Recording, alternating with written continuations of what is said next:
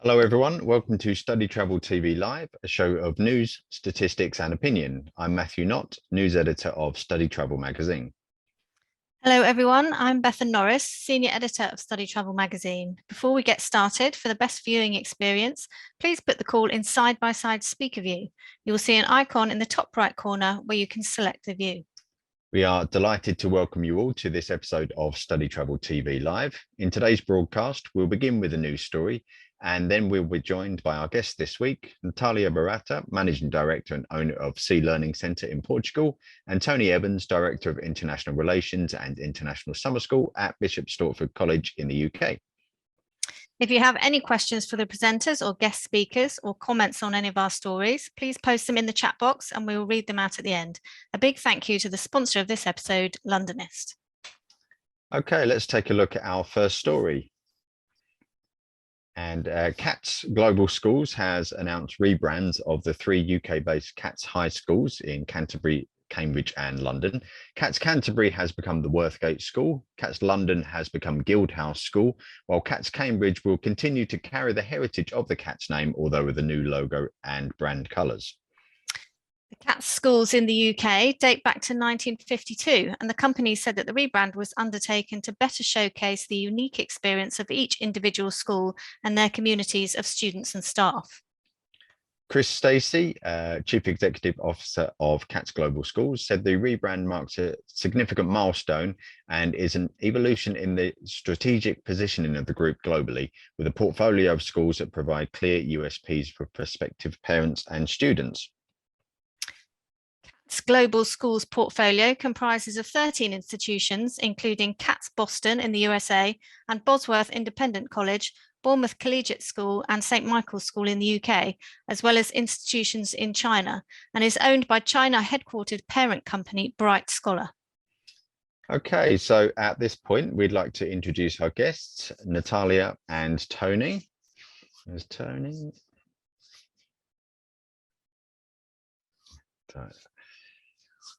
Hello, both of you. Thank you so much for joining us. Thank you. Good so afternoon. much for having us here. It's a pleasure to be with you. Invitation. Okay, so Natalia, let's start with you first. It's interesting that the CATS Global Schools brand itself was only launched in 2021, and a year later the company is rebranding these 3 schools, CATS schools in the group, in an effort to build on the USP of each school. Do you think that it's important for schools to have their own USP in order to attract international students, or do you find that a brand name used for multiple schools can be a reassuring familiarity for students? Well, thank you so much for the invitation to be here. Well, I think education has undergone great changes. And so I think it's very important for schools to stand for its own USP, the unique selling proposition, and the marketing of each school. It's all about knowing what defines each school and making sure it captures our audience's attention also, because it's a brand identity within the global brand. Okay, thank you. And as an agency, are you more likely to work with chain school providers or independents, or both? And what do your students prefer? Well, as an agency, Sea Learning Centre, we tend to work with both independent schools and chain schools.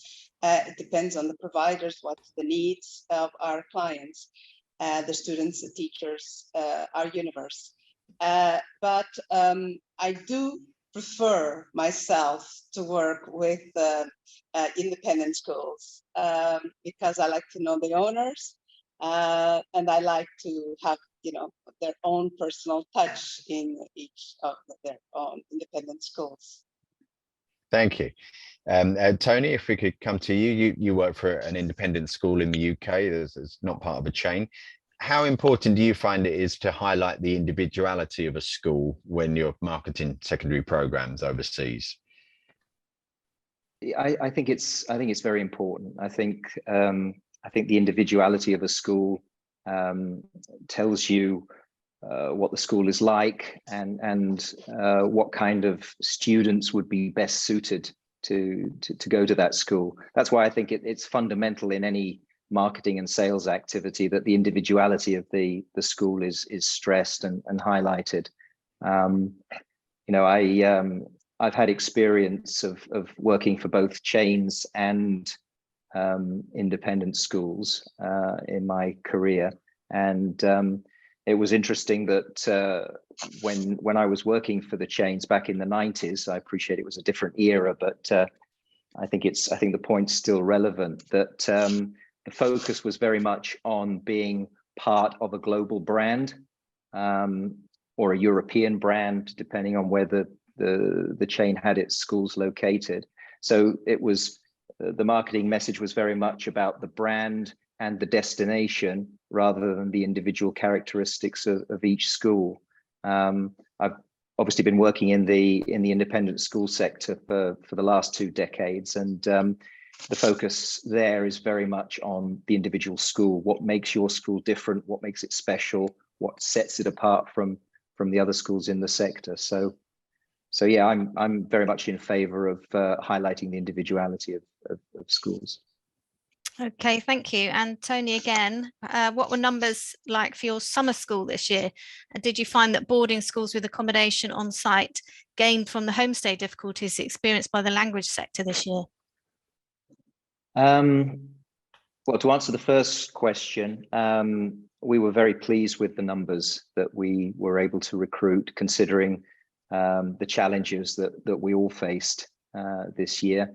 The first post-COVID summer, there was still a lot of uncertainty, a lot of reluctance and hesitation in the markets.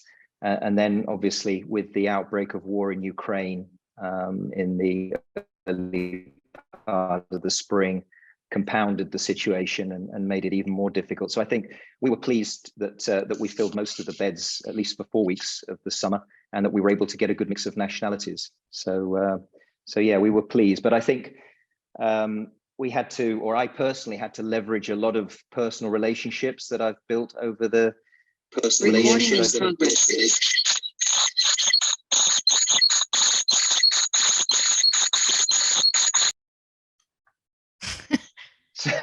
Sorry, that wasn't me. That wasn't me. I've just muted Natalia for a bit. Sorry, carry on, Tony. Okay.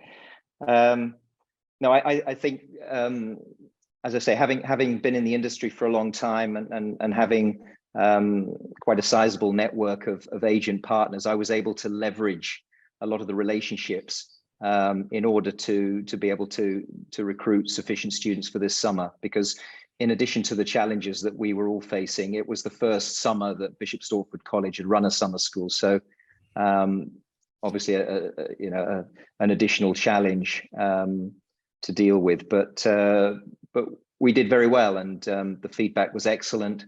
And to your second point, Bethan, about benefiting from issues that host family centres were experiencing. To be honest with you, I did get quite a few calls in late June, early July from agents asking if we could take groups, but by that time we were already full, so we weren't able to help them, I'm afraid. Okay, thank you very much. Let's move on to the next story.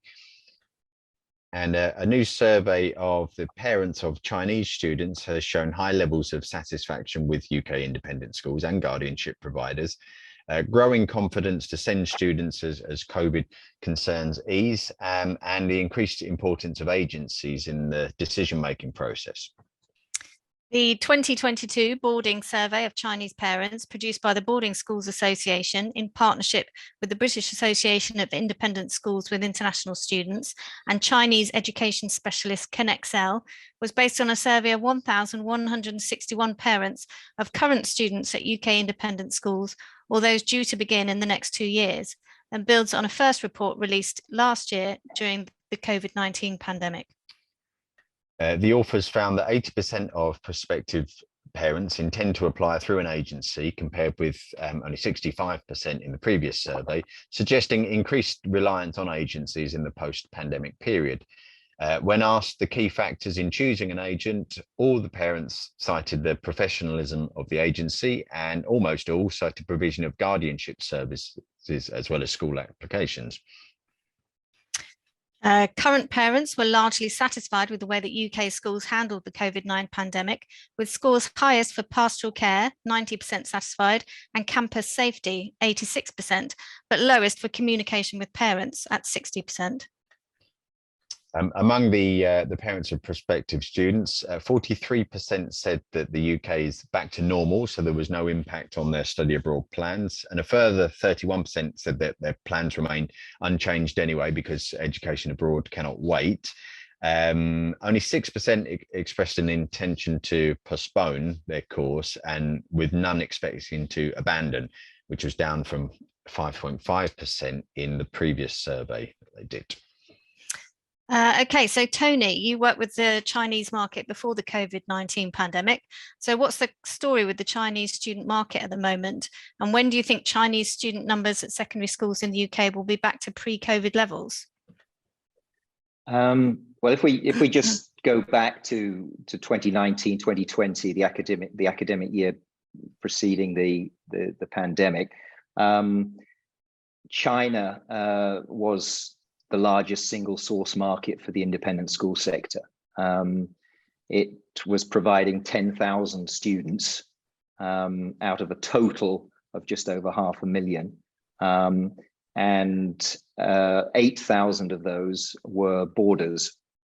So it was a very significant source market for the independent school sector, and still is. The census, this year's census by the Independent Schools Council, which was published in May, shows that the market is bouncing back. It did suffer in the academic year 2020-2021. It lost about 5,000 non-British boarders that year, of which the majority were Chinese. So in this year's report, which I say was published in May, it's good to see that Chinese student numbers are coming back, albeit a little bit slower than was hoped. So that 8,000 figure from 2019-2020 is now down to 7,000. So it dropped during the year of lockdown. It dropped to around about 5,000, and it's now bounced back up to 7,000. So there are currently 7,000 Chinese students boarding in independent schools in the UK at the moment. And what we're seeing is an increase in the number of inquiries and applications for next year. So I think this current year, which we don't have the stats for yet, will show an increase compared to last year. And then next year, hopefully the figures will be even stronger. But there's definitely a feeling of renewed confidence in the market. I think Chinese parents feel that it's safe again to send their children overseas. And as Matthew said in his summary, education can't wait. These kids need to come and start their education careers in the UK as soon as possible.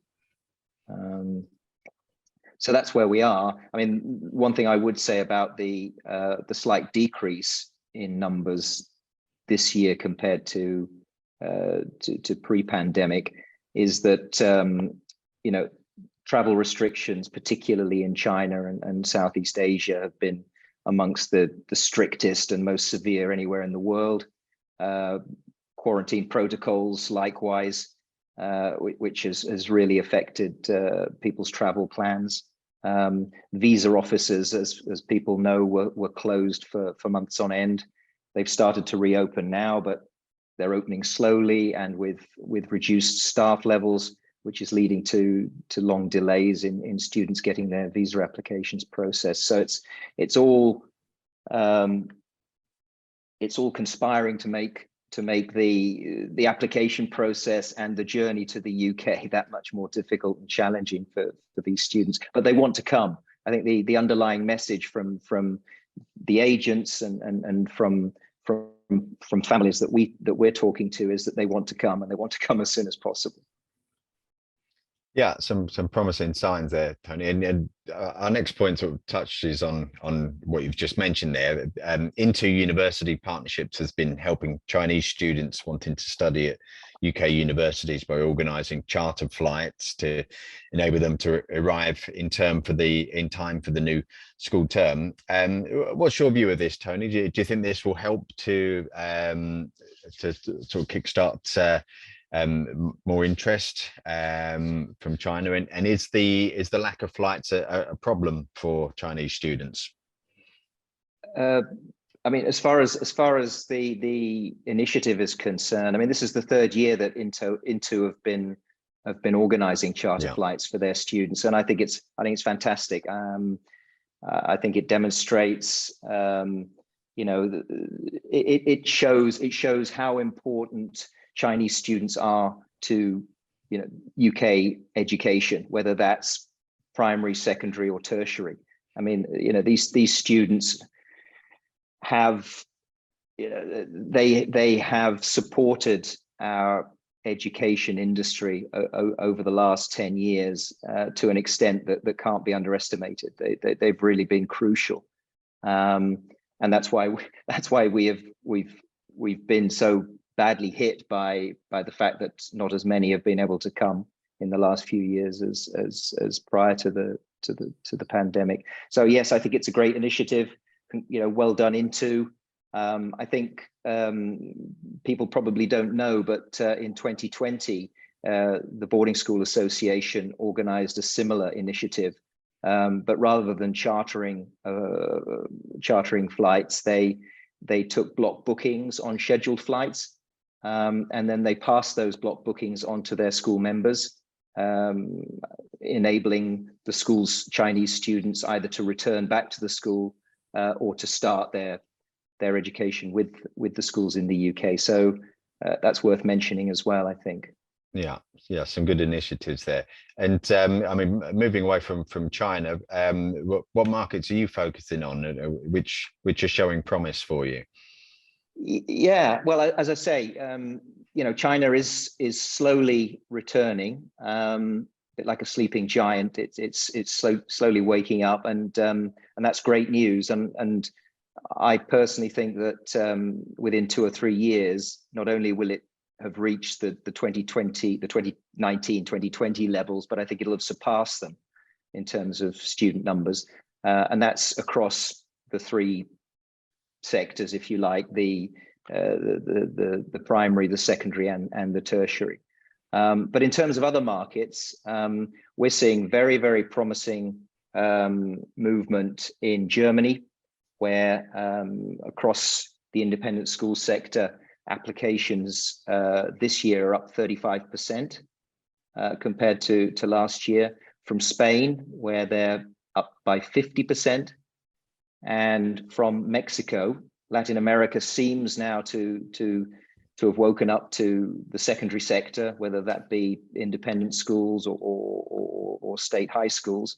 And the demand there has increased by nearly 150% on the year. So those are just 3 markets that we're looking at the moment, because as I say, the level of inquiries is very encouraging.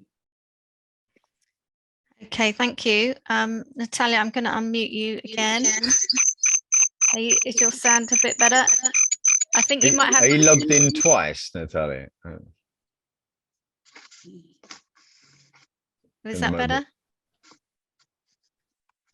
Okay, let's carry on and see how it goes. So, Natalia, how did the outgoing Portuguese student market fare this year?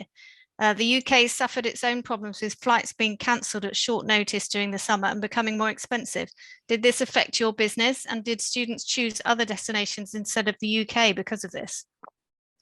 Yes, the summer travel blues did still have its big effect this summer.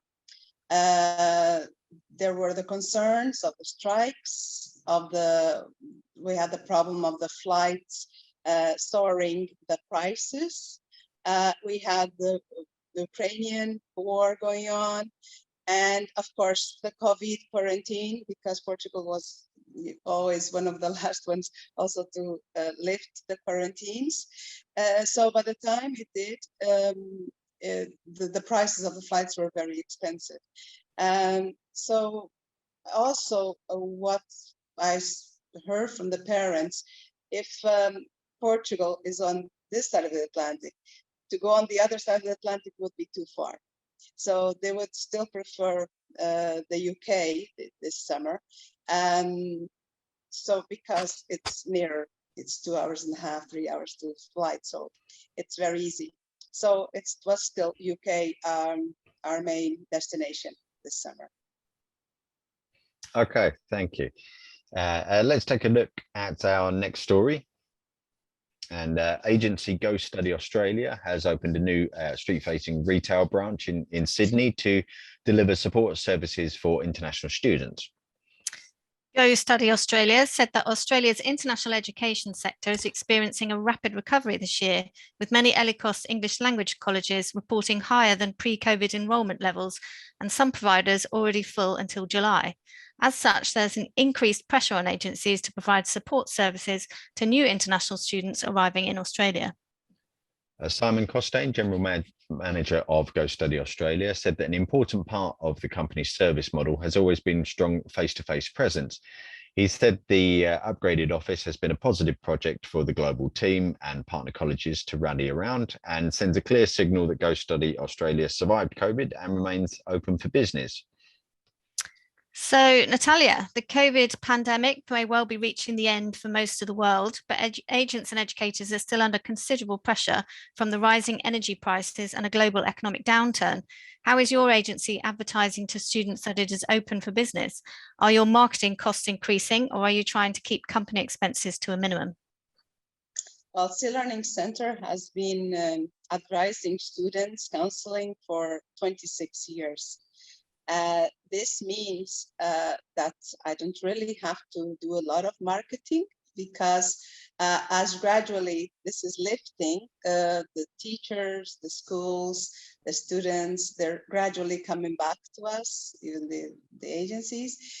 So this means I'm still keeping also the costs of the marketing low, because we did have, 2 years and a half of non-study abroad, so we really have to do that.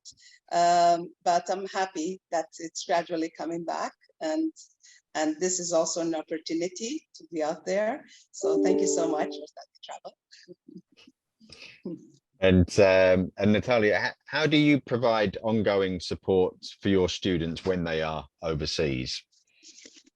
Well, students from the beginning rely on the agency, on us, StLearning Center, either before they go and then even after. So the welfare, the well-being of the students is very important. It's top priority. So we make sure that we are always directly involved, and we're here to support the students since the beginning until the end of the process, so that they'll have the success of their academic success wherever their destination is. So it's 24 hours, wherever. And just coming back to cost in Portugal, has office space become cheaper after the pandemic due to a trend of more sort of companies working from home? Well, I really don't know about the others. I have my own school, my own office, so I still keep it. So there is always a cost for us. But I know that it can be a problem for many. Well, I didn't feel it because we just kept above the water during the pandemic.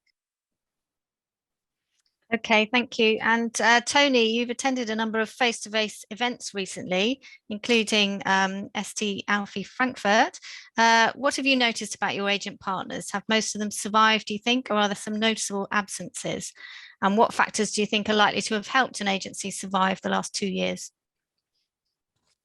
I think the most noticeable thing about the fairs this year, because I'd like to just go back to the early part of the year when I started traveling again. You know, so I had 2 years of no business travel. Started again in February and attended a number of B2B and B2C events between February and the summer. And I think it was noticeable that yes, there was interest, but it was, you know, attendances were moderate, I would say, at those events. Might have had something to do with the fact that you know, COVID protocols were still in force, and that there was an air of course, there was an air of optimism that we were traveling again and talking to each other in person again. But it was kind of tempered by a sense of trepidation and anxiety about whether this would be short-lived, whether it was, you know, really the beginning of a return to normal. And then we had the summer, and I think the summer was a kind of watershed. It was a watershed moment in that it confirmed that actually the industry is back and that we are doing what we do again. And since the summer, I've attended a number of fairs. I was at the Alfie UK in London, and then I was at the Alfie Secondary in Frankfurt, as you mentioned. I've also been to a number of B2C fairs organized by partner agents of ours. And I have to say that these have been among some of the busiest and the best fairs that I've attended in sort of 30 odd years of working in this industry. It's been incredible. It's similar to the levels of energy, enthusiasm, and happiness that we saw on the faces of our students that came to the summer school this year.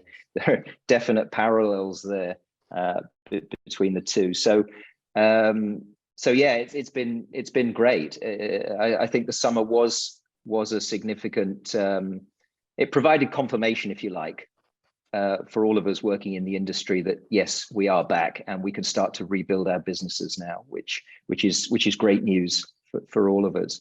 To your question about absentee agents, I'm pleased to say that most of our agents are still working.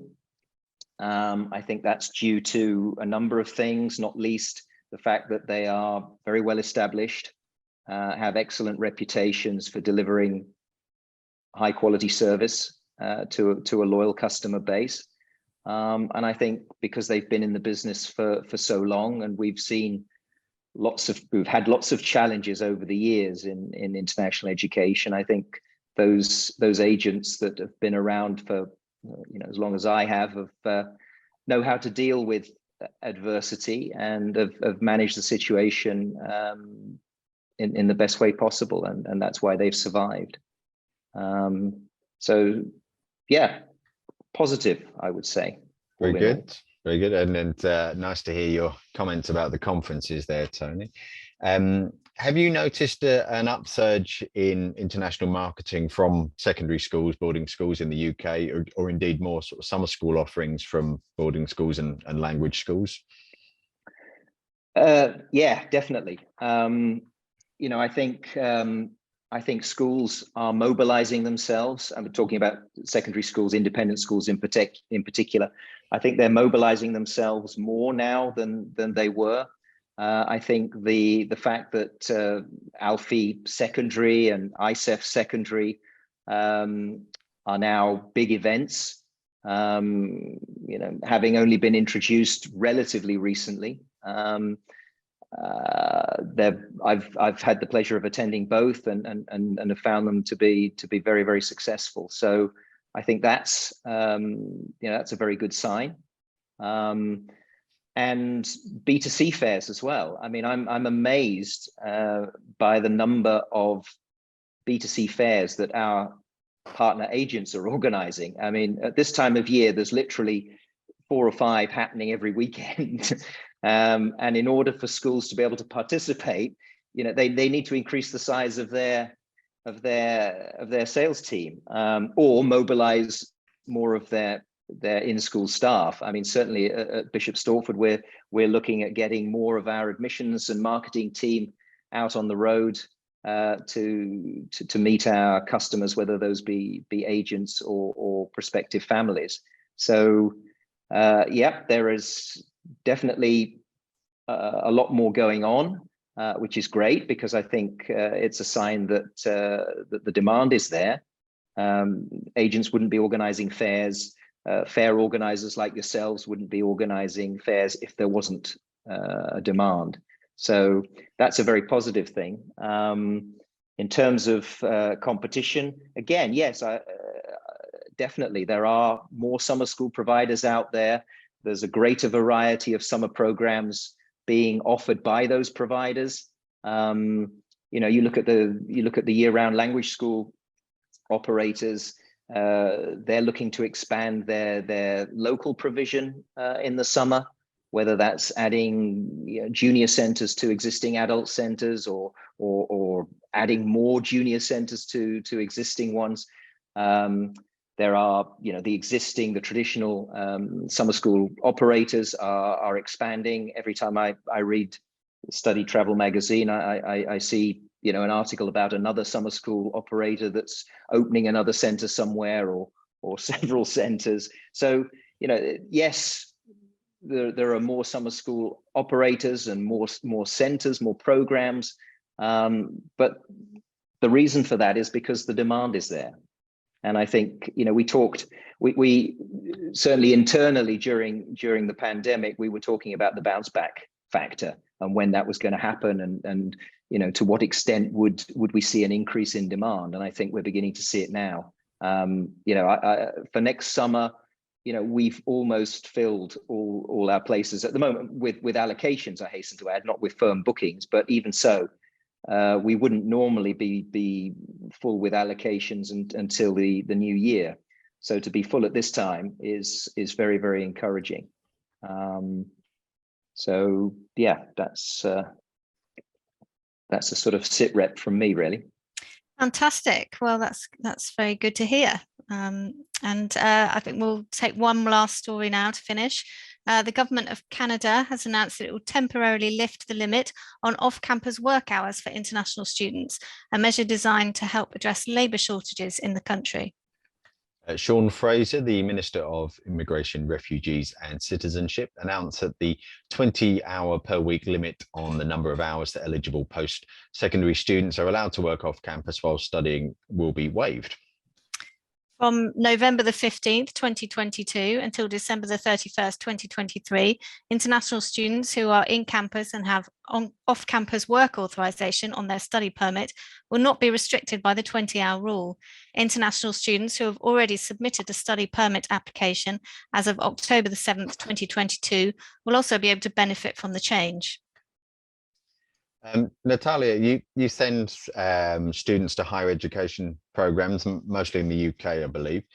The new students applying to go to Canada won't be eligible for these particular work rights. But do you think initiatives like this and post-study work rights are making Canada more attractive? Well, as I lived in Canada myself, I have always advertised Canada for higher education also. But I think the first thing is always the destination. So the students will choose first the destination, and then they'll see about whatever the work, the experience, whatever they're looking for. anyway, this change can be a selling point, which I obviously consider, but I don't think it's a major issue for our Portuguese students that look for into higher education. It will be, but it can obviously be very good for them, whoever goes abroad to Canada. It's a fantastic place to live, of course. Okay, well, I think you've answered my next question. I was going to ask if any other destinations, there's been a recent change in work rights, for example, Australia. I was going to ask if that was generating more interest among your students. Well, students usually look for destinations that's first for their success, for their academic purpose. So they don't really follow whatever the work comes as a consequence, as the budget for the family or for their own purpose, for the pocket money. But it's not their first concern. It's always their academic purpose.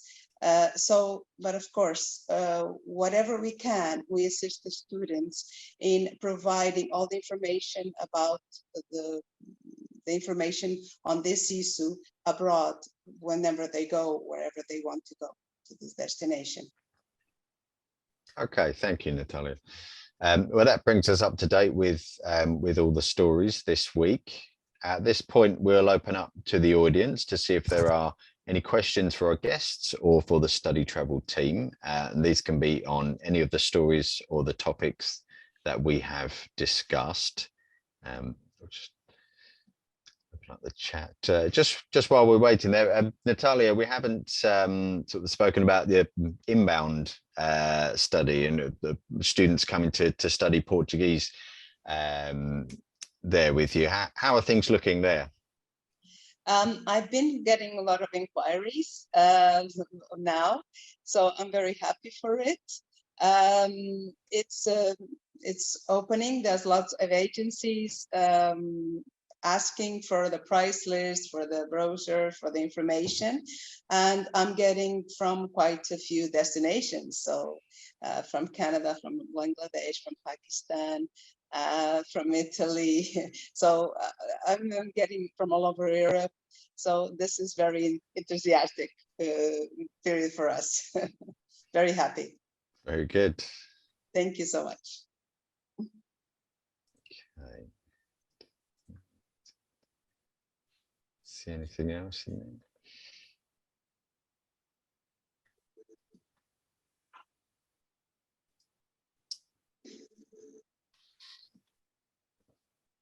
Just while we're waiting, Tony, we did a story last week about the comments that the Home Secretary made in relation to international students and their dependents. What did you make of that? You'll have to refresh my memory, Matt, Well, on that one. I was traveling. I was in the Baltics last week. Oh, wait, okay. Well, probably for the best. She made some at the Conservative Party conference. There were some comments about maybe too many students and comments of sort of low quality courses and sort of echoes of where we were in about sort of 10, 12 years ago. None of this is policy, of course, as yet, but yeah, very unhelpful comments, I would suggest. Particularly at a time when, with all the other challenges that we're facing as a result of Brexit, with the introduction of entry with full passports and visas required for any stay longer than 6 months. I mean, these are all things which prior to Brexit we didn't have, and it made travel and study in the UK, travel to and study in the UK so much easier. It's now getting more and more complicated, and And that's why I think, schools like ours and the independent school sector, as well as language schools and universities, have got to beat the drum even louder that the UK is the best place to come and study, to come and further your studies, further your career opportunities. We've and I think that's one of the reasons why you see more schools, more universities attending fairs. I mentioned I was in the Baltic states last week with the Baltic Council for International Education, and I don't know if you saw their news release, their press release today, but they had record numbers of attendees at their 3 fairs in Estonia, Latvia, and Lithuania over the weekend. Yeah. Over 7,000 students attended. And I was there. It was extremely busy. It was very, very. There was a lot of enthusiasm amongst the visitors, whether they were looking for schools or universities or internships or whatever it was they were looking for. And there were 60 educators there, 60 participants from, not only Europe but all over the world. So it's for unhelpful comments from the Home Secretary about the quality of the education provision in the UK, it's not that doesn't help any of us. It would appear, while we've been on air, it would appear that she's resigned. People are writing in the chat box, so hopefully we don't need to worry about about her policies there. We'll hope that the replacement Home Secretary is or sacked, resigned. We'll hope that the replacement is a little more favourable and understanding of the sector. Yes. Okay, well. Okay, I can't see any more questions. So that looks like that's the end of our audience Q&A, which brings us to the end of this week's StudyTravel TV Live. Our next episode will be on Wednesday, the 2nd of November at the time of 4 p.m. GMT. Regular viewers should note that the clocks go back an hour in the UK between now and the next broadcast. Visit the StudyTravel TV Live page on the StudyTravel Network, which you can see on the screen there under the magazines section in the menu. And on this page, we'll announce the guest speakers for the next broadcast, and we'll put up a recording of this episode, and of course, all of the previous episodes are there. So that's it for today. We'd like to say a big thank you to our special guests. Tony, thank you for your time and insights today. Always a pleasure. Natalia, Natalia, thank you for joining us and sharing your thoughts. Thank you so much for having me here. Your pleasure. We look forward to seeing you again soon. And thank you again to our sponsor this week, Londonist. And thanks to everyone for watching. Goodbye. Goodbye. Bye-bye. Bye.